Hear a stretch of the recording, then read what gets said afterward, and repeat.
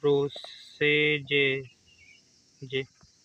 All living things perform certain life processes like growth, excretion, respiration, circulation, etc. All the processes like respiration, digestion, which together keep the living organism alive and perform the job of body maintenance are called life processes. Example: life processes: growth, digestion, respiration, circulation, excretion. Nutrition: the whole process by which an organism obtains its food.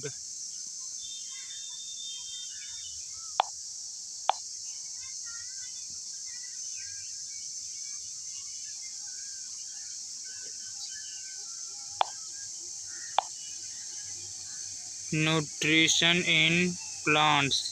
Nutrition in animals. Plants are autotrophs. Animals are heterotrophs. Can make their own food. Depends on plants or other animals for their food. Modes of nutrition: autotrophic, heterotrophic.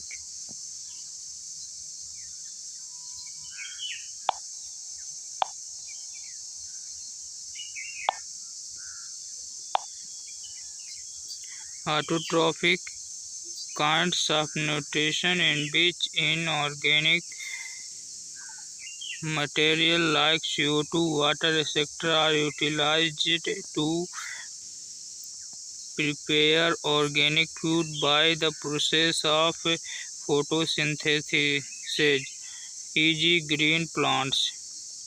Heterotrophic: kinds of nutrition in which organisms do not possess the ability to synthesize their own food.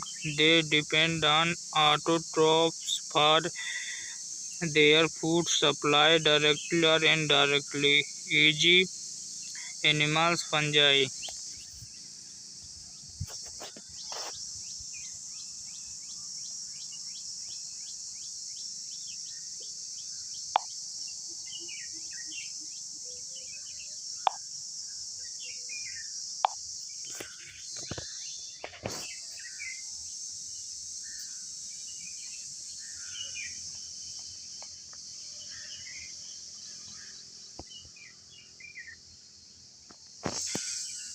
Nutrition.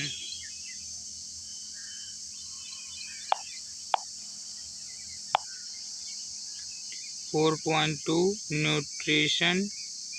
When we walk or ride a bicycle, we are using up energy. Even when we are not doing any apparent activity, energy is needed to maintain a state of order in our body. We also need materials from outside in order to grow, develop, synthesize protein and other substances needed in the body. This source of energy and material is the food we eat. How do living things get their food? The general requirement for energy and materials is common in all organisms, but it is fulfilled in different ways. Some organisms use simple food material obtained from inorganic sources in the form of carbon dioxide and water. These organisms, the autotrophs, include green plants and some bacteria.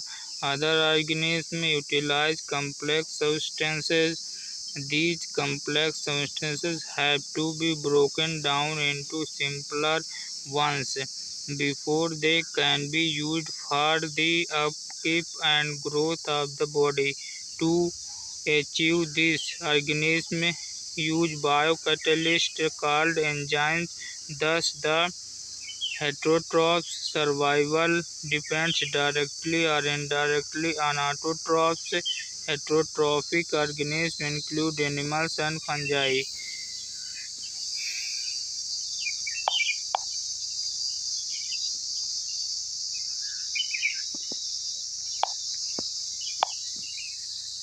5.21 Autotrophic nutrition.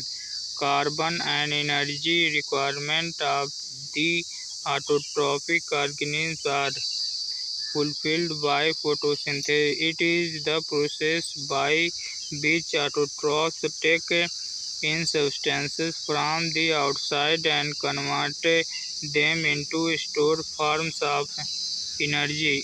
This material is taken in the form of carbon dioxide and water, which is converted into carbohydrate in the presence of sunlight and chlorophyll. Carbohydrates are utilized for providing energy to the plant. We will study how this takes place in the next section. The carbohydrate which are not used immediately are stored in the form of starch, which serves as the internal energy reserve to be used as and when required by the plant. A somewhat similar situation is seen in us, where some of the energy derived from the food we eat is stored in our body in the form of glycogen.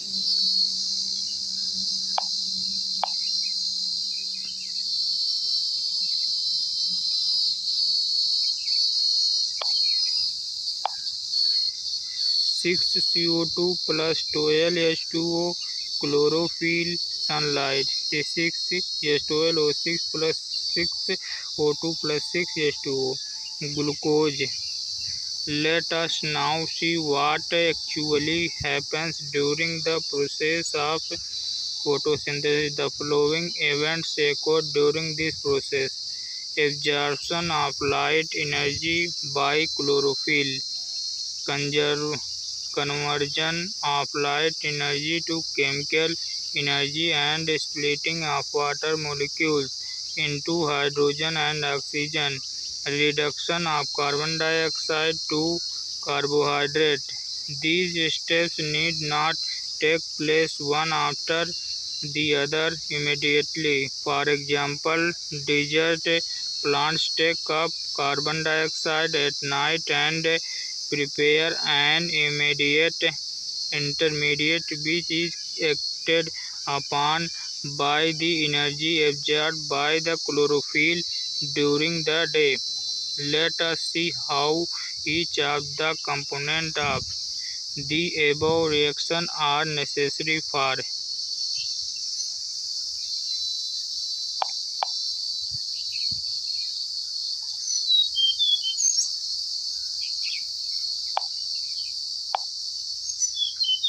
the above reaction are necessary for photosynthesis.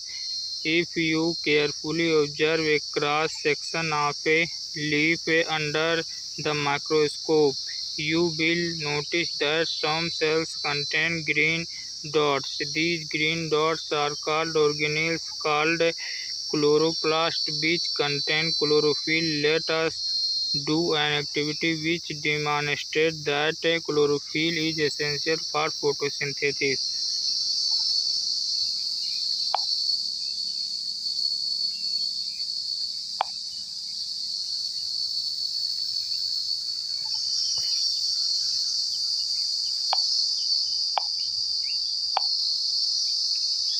Figure 5.1 Cross section of a leaf. Midrib, lamina or leaf blade. When waxy cuticle, upper epidermis, chloroplast, air space, guard cell, lower epidermis.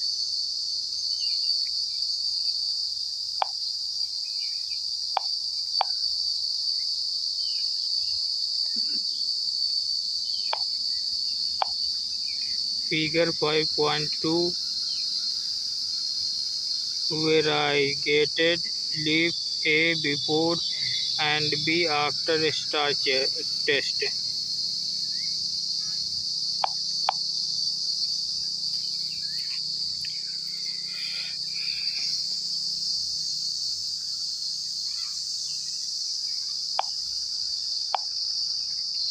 Now let us study how the plant obtains carbon dioxide. In class 9, we had talked about stomata, which are tiny spores present on the surface of the leaves. Massive amounts of gaseous exchange takes place in the leaves through these pores for the purpose of photosynthesis. But it is important to note here that exchange of gases occurs across the surface of stems, roots, and leaves as well, since large amount of water can also be lost through these stomata. The plant closes these spores when it does not need carbon dioxide for photosynthesis. The opening and closing of the pore is a function of the guard cell. The guard cells swell when water flows into them, causing the stomatal pore to open. Similarly, the pore closes if the guard cells shrink. Guard cells, stomata, spore, chloroplast.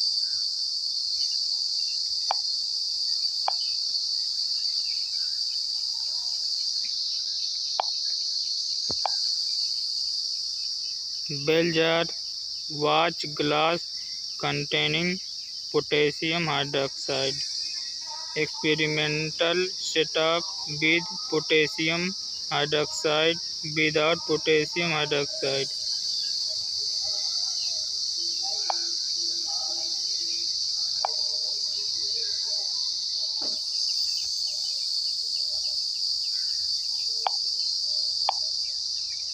Based on the two activities performed above, can be designed an experiment to demonstrate that sunlight is essential for photosynthesis.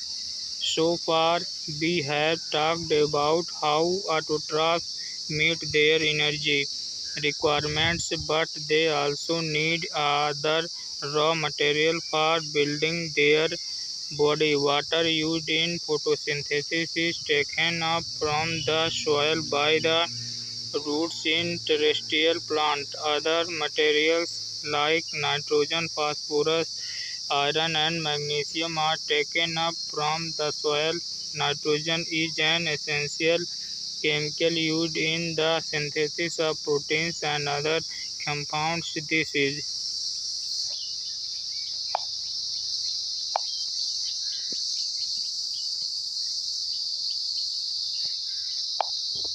This is taken up in the form of inorganic nitrates or nitrites, or it is taken up and up as organic compounds which have been prepared by bacteria from atmospheric nitrogen. 5.2.2 Heterotrophic nutrition. Each organism is adapted to its environment. The form of nutrition differs depending on the type and availability of food material, as well as how it is obtained by the organism. For example, whether the food source is stationary such as grass or mobile such as a deer would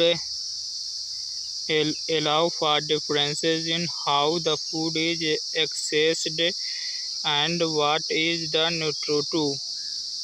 apparatus used by a cow and a lion. There is a range of strategies by which the food is taken in and used by the organism. Some organisms break down the food material outside the body and then absorb it.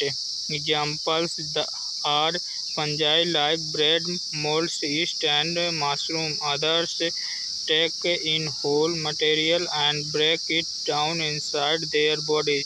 What can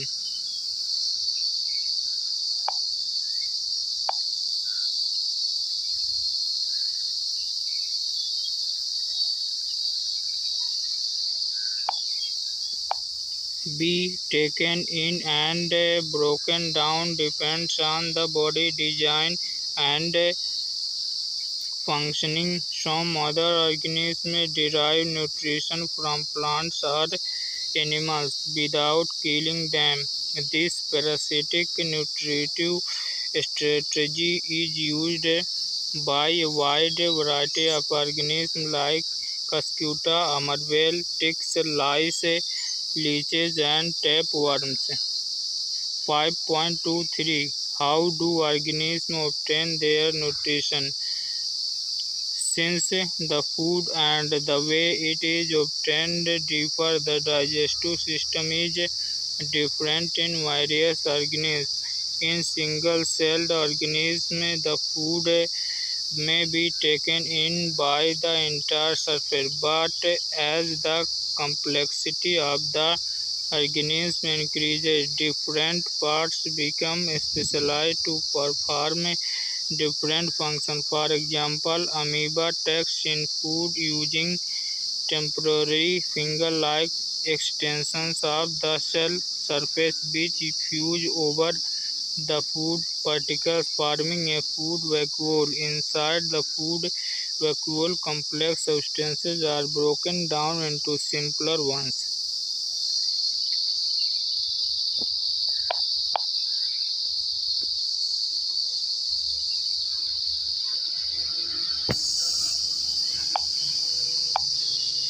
Which then diffuse into the cytoplasm. The remaining undigested